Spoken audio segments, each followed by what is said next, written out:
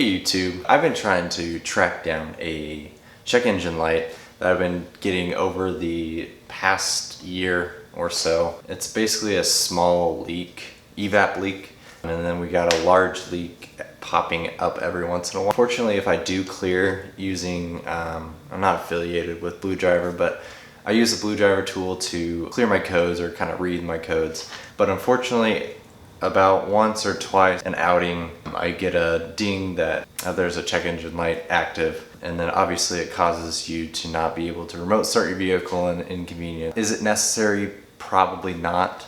Obviously don't hold that against me, but when we did a smoke test, we found that this vapor canister was kind of leaking, it was cracked. I've already replaced the evaporated system integrity modular detector.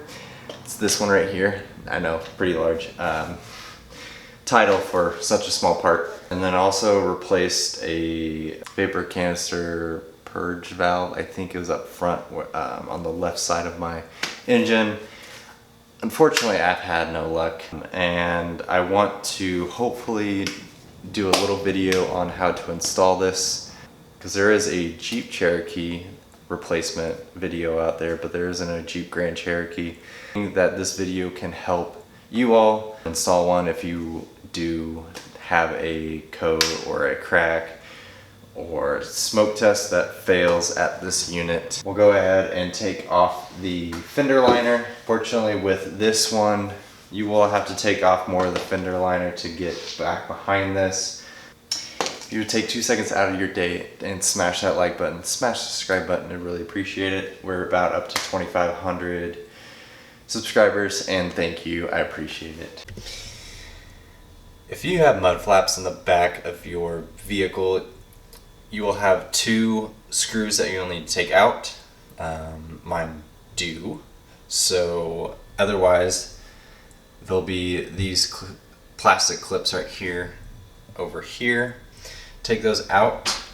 You will have a 10mm bolt. You'll have a clip right here, a clip right here, clip right there. I would recommend taking that one out, and then there's 2 behind the tire here. You have one on the right side of the suspension and the left side of the suspension. Then this will be able to fall down and you'll be able to work on your vapor canister. And there is the canister. We have 2 fuel rails to remove, which these are just EVAP fuel rails, which are not the actual fuel rails. And then the other EVAP that's connected to that modular up there. And then we have a little sensor right there, or plug. And I believe, according to this, we just need to remove it by that. And I don't think it's attached any other way, but we'll find out shortly. So we're gonna take the sensor off.